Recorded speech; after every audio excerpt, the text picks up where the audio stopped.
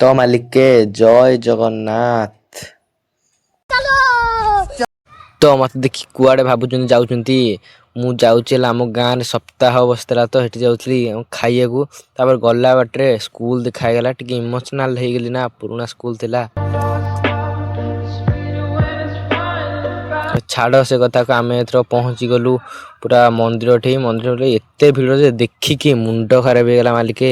ତାପରେ ଆମେ ସିଧା ଗଲୁ ଭାରି ଖାଇବାକୁ, ସେଠି ବସି ପଇଲୁ। ଦେଖନ୍ତୁ ସବୁ ସୈନ୍ୟବାହିନୀ ବସିକି ରାଧାକୃଷ୍ଣଙ୍କ ଆଗରେ ଆମେ ଖାଇଲୁ। ଭୋଗ ଦିଆଯାଇଥିଲା ଏଇଠି, ଆମେ ଖାଇବା ସଇଲା।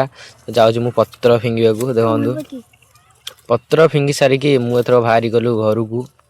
ହାତ ଧୁଆ ଧୋଇ କରିକି ସ୍କୁଲ ହେଇଯିବୁ। क्या बात है सर, क्या बात है सर, क्या बात, ये बात है। ଘର ସାଧ ପଡିବ। हेलो गाइस, भाई की सपोर्ट करंतु। क्या बोला तूने? क्या? ये क्या बक रहे हो मादरचोद?